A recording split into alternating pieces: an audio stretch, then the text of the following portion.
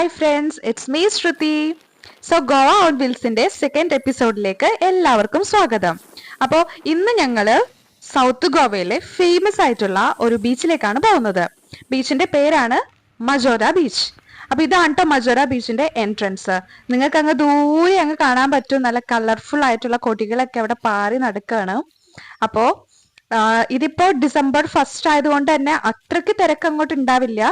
December mid ആ last എന്നൊക്കെ പറയുന്നത് പിന്നെ നോക്കണ്ട, ഈ ബീച്ച് എന്നൊക്കെ പറയുന്നത് ഒരു വൈബായിരിക്കും. ഫുൾ ടൂറിസ്റ്റും ഫോറിനേഴ്സും മാത്രമേ ആയിരിക്കുള്ളൂ ഇവിടെയൊക്കെ. അപ്പൊ ഇപ്പൊ അതിന്റെയൊക്കെ ഒരു തുടക്കം ആയതുകൊണ്ടാണ് അത്രയ്ക്ക് തിരക്കില്ലാത്തത്. പക്ഷെ നിങ്ങൾക്ക് അങ്ങോട്ട് പോകുമ്പോഴേക്കും തിരക്ക് അങ്ങോട്ട് പ്രതീക്ഷിക്കാം കേട്ടോ. അപ്പൊ ഇതാണ് അതിന്റെ എൻട്രൻസ് വരുന്നത്. മറ്റുള്ള ബീച്ചുകളെക്കാളൊക്കെ അപേക്ഷിച്ച് ഇവിടെ കുറച്ചും കൂടി നല്ല വ്യൂ ഉണ്ട്. ഇത് കണ്ടോ, നല്ല ഭംഗിയില്ലേ? ആ ബ്രിഡ്ജൊക്കെ കാണാൻ, ചെറിയ ബ്രിഡ്ജ് സെറ്റപ്പ് ഒക്കെയാണ്, നല്ല ഭംഗിയുണ്ടല്ലേ. നമ്മളിപ്പോ വന്നിരിക്കുന്നത് ഒരു വൈകുന്നേരം ഒരു 5 മണി ആ ടൈമിലാണ്. അപ്പത്തേ സൂര്യൻ അങ്ങ് മാറി അവിടെ അസ്തമിക്കാൻ പോകുന്നുണ്ട്. കണ്ടോ, നല്ല രസമുണ്ടല്ലേ കൊടികളൊക്കെ ഇങ്ങനെ നിൽക്കണ കാണാൻ. കഴിഞ്ഞ വർഷം ഞങ്ങൾ ഈ ടൈമിലൊക്കെ വന്നപ്പോ ഇവിടെ ഔട്ട്ഡോർ ഷോസ് ഒക്കെ ഉണ്ടായിരുന്നു കേട്ടോ. ഈ ഒരു ടൈമിൽ തന്നെ എല്ലാം സ്റ്റാർട്ട് ചെയ്തിട്ടുണ്ടായിരുന്നു. ഷോസ് ഒക്കെ, ഔട്ട്ഡോർ ആയിട്ട് നടക്കുന്ന ഷോസ് എല്ലാം സ്റ്റാർട്ട് ചെയ്തിട്ടുണ്ടായിരുന്നു. അപ്പോൾ നമുക്ക് പ്രതീക്ഷിക്കാം കുറച്ച് ദിവസം കൂടി കഴിയുമ്പോഴേക്കെല്ലാം ഒന്നും കൂടി സ്റ്റാർട്ടാവും. ഇതിപ്പോ ജസ്റ്റ് ഡിസംബർ 5th ഒക്കെ അല്ലേ ആയിട്ടുള്ളൂ, അതായിരിക്കും.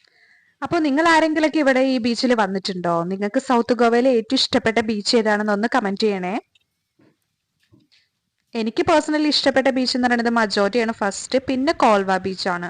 കോൾവ ബീച്ച് ഇഷ്ടപ്പെടാൻ കാരണം അവിടെ നിറച്ച് നല്ല മാർക്കറ്റും കുറേ ഫ്ലീ മാർക്കറ്റ് പോലെ കുറേ കടകളൊക്കെ ഉണ്ട്. അപ്പൊ അത് കാണുമ്പോൾ തന്നെ നല്ല രസമാണ്. പിന്നെ നൈറ്റ് ഒക്കെ പോയിരിക്കാൻ അവിടെ നല്ല രസമാണ്. പിന്നെ ഞാൻ പറയാൻ വിട്ടുപോയ ഒരു സ്ഥലമാണ് കേട്ടോ, കാബ്ദിറാമ വ്യൂ പോയിന്റ്. അവിടെ നിങ്ങൾ പോണം, എൻ്റെ പൊന്നെ കിടുവാണ്. ഞങ്ങൾ 2 തവണ പോയിട്ടുണ്ട്. അതൊരു സ്ഥലമാണ് കേട്ടോ അവിടെ. അത് നിങ്ങൾ ആരും മിസ് ചെയ്യരുത്. സൗത്ത് ഗോവയിൽ ആരെങ്കിലൊക്കെ വരുന്നുണ്ടെങ്കിൽ നിങ്ങൾ മിസ് ചെയ്യാൻ പാടില്ലാത്ത സ്ഥലമാണ് കാബ്ദിറാമ. ഞങ്ങൾ എന്തായാലും അവിടെ പോയിട്ട് ഒരു വീഡിയോ ഇടും. പിന്നെ ഉണ്ട് കേട്ടോ ബട്ടർഫ്ലൈ ബീച്ച്, പലോലിം ബീച്ച്. ഇതെല്ലാം കുറച്ച് യുണീക്ക് ആയിട്ടുള്ള ബീച്ചുകളാണ്. പിന്നെ ഞാൻ ആദ്യമായിട്ട് ഗോവ കാണുന്നത് എൻ്റെ കല്യാണം കഴിഞ്ഞിട്ടാണ് കേട്ടോ. കല്യാണത്തിന് മുന്നേ ഞാൻ ഇതുവരെ വന്നിട്ടില്ല ഗോവയില്. പക്ഷെ എന്ത് ചെയ്യാനാ, എൻ്റെ പ്രതീക്ഷകളൊക്കെ ആകെ താളം തെറ്റിച്ചുകൊണ്ട് എൻ്റെ കല്യാണം കഴിഞ്ഞത് ഒരു കോവിഡ് ടൈമിലായിരുന്നു. കോവിഡ് ടൈം എന്ന് വെച്ചാൽ കോവിഡ് വളരെ പീക്കിൽ നിൽക്കുന്ന ഒരു സമയത്തായിരുന്നു. അപ്പൊ ഞങ്ങൾ ഇവിടെ ഗോവയിൽ വന്നതിന് ശേഷം എനിക്ക് ഒരു സ്ഥലത്തും മര്യാദയ്ക്ക് പോകാനൊന്നും പറ്റിയിട്ടില്ല. ആകെ കൂടി ഞങ്ങളൊരു ബീച്ചിൽ വന്നപ്പോൾ ബീച്ചിലോട്ടാണെങ്കിൽ റെസ്ട്രിക്ഷൻ ആയിരുന്നു, എൻട്രി ഒന്നും ഉണ്ടായില്ല. അങ്ങനെ ഞങ്ങൾ വളരെ സങ്കടത്തോടാണ് പിന്നെ തിരിച്ച് ബാംഗ്ലൂർക്ക് പോയത്. പിന്നെ ഞങ്ങൾ ഗോവ എക്സ്പ്ലോർ ചെയ്തത്, ശരിക്കും എക്സ്പ്ലോർ ചെയ്തതെന്ന് വെച്ചാൽ ഞങ്ങൾ ഒരു ഡിസംബർ ടൈമിൽ ബാംഗ്ലൂരിൽ നിന്ന് ലീവ് എടുത്തിട്ട് ഇവിടെ വന്നു, ക്രിസ്മസിന്റെ ആ ഒരു ടൈമിൽ. അപ്പോഴായിരുന്നു കേട്ടോ ഗോവ എന്താണ്, ഗോവയുടെ ബ്യൂട്ടി എന്താണെന്ന് ഞങ്ങൾ ശരിക്കും മനസ്സിലാക്കിയത് ആ ഒരു ടൈമിലായിരുന്നു. അന്ന് ഇവിടെ ആ ഒരു ഓർമ്മ എന്ന് വെച്ചിട്ടുണ്ടെങ്കിൽ എൻ്റെ ഫസ്റ്റ് ടൈം ഞാൻ ഗോവ വിസിറ്റ് ചെയ്ത ആ ഒരു ഓർമ്മയായിട്ടാണ് എനിക്ക് തോന്നുന്നത്. അതെന്റെ സെക്കൻഡ് ടൈം ആയിരുന്നുവെങ്കിലും അതായിരുന്നു ശരിക്കും പറഞ്ഞ എൻ്റെ മനസ്സിൽ ഞാൻ സൂക്ഷിക്കുന്ന ഒരു നിമിഷങ്ങൾ എന്ന് പറയുന്നത് അതാണ് കേട്ടോ. അങ്ങനെ അപ്പൊ ഈ ലൈറ്റിംഗ് ഒക്കെ കണ്ടിട്ട് എങ്ങനെയുണ്ട്? നല്ല ഭംഗിയുണ്ടല്ലേ. കുറച്ച് ഫോട്ടോസിനും വീഡിയോസിനൊക്കെ വേണ്ടി പോസ്റ്റ് ചെയ്യാണ്. ഇനി ഞങ്ങൾ ഇവിടുന്ന് ഇറങ്ങുകയാണ്, കാരണം വേറെ ഒന്നുമില്ല. ആളുകളൊക്കെ വന്ന് ഷോ ഇതൊക്കെ തുടങ്ങാനേ പോണുള്ളൂ. അപ്പൊ ഞങ്ങൾ ഒരു ദിവസം കൂടി വന്നിട്ട് ഇവിടുന്ന് വീഡിയോ എടുക്കാം നിങ്ങൾക്ക് വേണ്ടിയിട്ട്. ഇപ്പൊ നമുക്ക് എന്തായാലും ഇവിടുന്ന് വിട പറയാം. ഇതൊക്കെ കഴിഞ്ഞ് ഞങ്ങൾക്ക് ഇതേ വിശന്ന് തുടങ്ങി. അപ്പം ഞങ്ങൾ വിചാരിച്ചു ഇവിടുത്തെ ഒരു കഫേയിൽ നിന്ന് എന്തെങ്കിലുമൊക്കെ കഴിക്കാമെന്ന്. അപ്പോൾ ഞാൻ ഒന്നും അറിയാണ്ട് ചിക്കൻ ബർഗർ കഴിക്കാമെന്ന് വിചാരിച്ചു. അവിടെ ഇല്ലായിരുന്നു, അത് ഹോട്ട് ഡോഗ് ബർഗറാണ് കഴിച്ചത്. ഇതാണ് ഇവിടുത്തെ സ്പെഷ്യൽ റോസ് ഓംലേറ്റ്, ചിക്കൻ്റെ ചാറ് പൊട്ടയും. നമ്മൾ നാഷണൽ ഫുഡ് എന്നൊക്കെ പറയില്ലേ, അതേപോലെ ഗോവൻ്റെ ഫുഡാണിത്.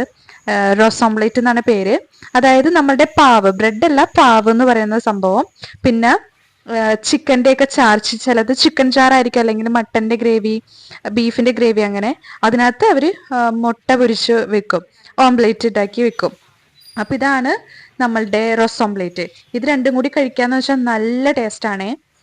അപ്പോൾ അതെനിക്ക് ഭയങ്കര ഇഷ്ടമാണ്. ജിത്തുവിന്റെ മെയിൻ സംഭവം തന്നെയാണ്. ജിത്തു ഒരു മിക്ക ദിവസങ്ങളും വൈകുന്നേരം അത് കഴിക്കും. അപ്പോൾ ഞങ്ങളത് ഇരുന്ന് എൻജോയ് ചെയ്ത് കഴിക്കുകയാണ്. ഇവിടുത്തെ ഈ പാവ് നല്ല ടേസ്റ്റുള്ള പാവായിരുന്നു കേട്ടോ, നല്ല ഫ്രഷ് ബ്രെഡ് ആയിരുന്നു. അപ്പൊ നിങ്ങൾ ആരെങ്കിലും ഇവിടെ വന്നിട്ട് റോസ് ഓംലേറ്റ് കഴിച്ചിട്ടുണ്ടോ? കഴിച്ചിട്ടില്ലാത്തവരുണ്ടെങ്കിൽ കഴിക്കണം കേട്ടോ, മസ്റ്റ് ട്രൈ ആണ്. നിങ്ങൾക്ക് ഒരുമിക്കവർക്കും ഇഷ്ടപ്പെടാൻ ചാൻസ് ഉണ്ട്. പിന്നെ നമ്മൾ കഴിക്കുന്ന പോലെ വെറൈറ്റി ബ്രേക്ക്ഫാസ്റ്റുകളൊന്നും അല്ല ഇവർ ഗോവൻസ് കഴിക്കുന്നത്. ഇവർക്ക് ഇവിടെ ആകെ കൂടി ഒരു പാവ് മാത്രമേ ഉള്ളൂ എന്ന് തോന്നുന്നേ. ഒരു പാവും ഒരു ബാജിയും. ബാജി മീൻസ് നമ്മൾ ഉണ്ടാക്കുന്ന കറികളില്ലേ, ഇങ്ങനെ കടലക്കറി അതേപോലെ അങ്ങനെ എന്തെങ്കിലുമൊക്കെ ഇവർ വെജിറ്റബിൾസ് ഒക്കെ ഇട്ടൊരു കറി ഉണ്ടാക്കും. അതാണ് അവർ കഴിക്കണ ബ്രേക്ക്ഫാസ്റ്റ് ആയിട്ട്. അപ്പോൾ ഇന്നത്തെ വീഡിയോ ഇത്രയൊക്കെ ഉള്ളൂ. ഞങ്ങളുടെ വീഡിയോ ഇഷ്ടപ്പെട്ടിട്ടുണ്ടെങ്കിൽ എല്ലാവരും ലൈക്ക് ചെയ്യണം, കമൻറ്റ് ചെയ്യണം, ഷെയർ ചെയ്യണം, സബ്സ്ക്രൈബ് ചെയ്യണം.